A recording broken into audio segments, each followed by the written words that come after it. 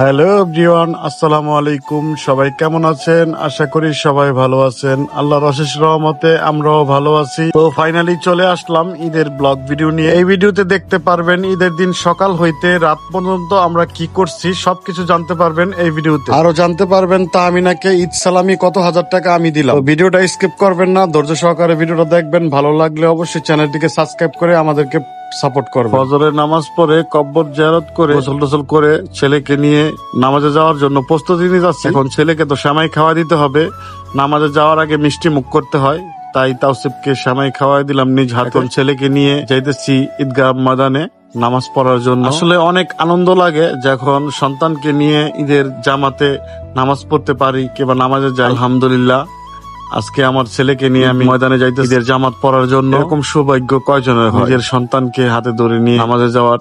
তাওসিফ আমার বড় ভাইয়ের সাথে আগে আগে চলে গেছে, আমি তার পাশে পাশে ক্যামেরা নিয়ে তাওসিফকে নিয়ে ঈদ ময়দানে চলে নামাজ পড়ার জন্য। তাওসিফ তো মন টন খারাপ, সকাল সকাল ঘুম থেকে উঠছে। এত সকালে তো তাওসিফ কোনোদিন ঘুম থেকে ওঠে না, এই ফার্স্ট টাইম এত সকালবেলা ঘুম থেকে উঠছে, তাই এর মনটা একটু খারাপ। আলহামদুলিল্লাহ, আমি আমার ছেলেকে নিয়ে ঈদের নামাজলাম।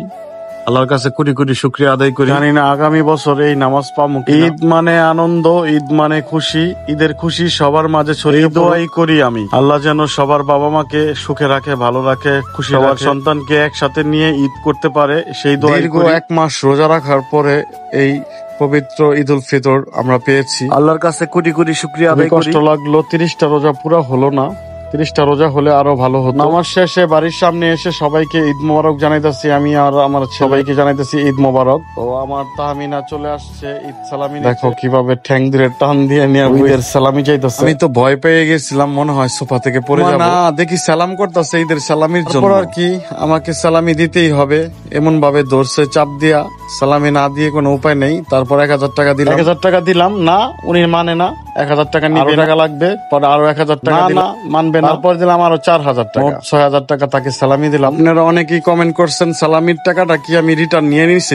না, সালামির টাকা রিটার্ন নেই নাই, পুরো টাকাটাই তাকে সালামি দেওয়া হয়েছে। একটা ঈদ বউকে সালামি দিয়ে সেই সালামির টাকা রিটার্ন নিব, এটা কখনো না। বউকে ভালোবেসে সালামি দিচ্ছি, সেই সালামির টাকা কি রিটার্ন নিব? এটা কখনো হতে পারে না। পুরো টাকাটাই তাকে সালামি দেওয়া হয়েছে। অনেকেই কমেন্ট করতেছেন তাহমিনা আপু কি জামা কিনে নাই? হ্যাঁ, জামা কিনে টেইলার্সে বানাইতে দিছে। টেইলার চালাই বলছে ঈদের দিন সকাল 11টা বাজে দিবে। পরের দিন দেখি টেইলার চালাই পলাইছে, চলে গেছে গ্রামের। দোকান না দিলেও পারতো, বলতে পারতো যে আমি দিতে পারবো না, ঈদের পরে। আমরা আশায় ছিলাম যে দিন 11টা বাজে দিবে, তারপর আমরা বাইরে বেরোবো ঘুরতে।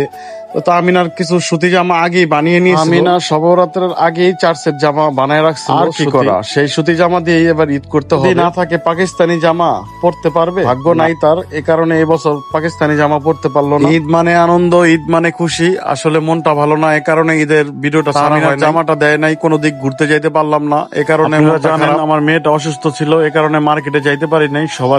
সবার শেষে আমরা শপিং এ গেছি আমার মেয়ের জন্য। সবকিছু মিলিয়ে আলহামদুলিল্লাহ যেমনি হোক কেটে গেল। ঈদ তো কারোর জন্য বসে থাকে না। এবছর আনন্দ করতে পারি না, কি হয়েছে, সামনে ঈদে আনন্দ করবো ইনশাআল্লাহ। দেখো আমাদের বাসায় কত মেহমান আসছে ঈদে। মহান রাব্বুল আলামিন খুশি হলে নাকি মেহমান পাঠায়। আলহামদুলিল্লাহ, আমি অনেক খুশি। আমার বাসায় মেহমান আসলে আমি অনেক খুশি। সারা জীবন সবাইকে নিয়ে একসাথে থাকতে চাই ইনশাআল্লাহ।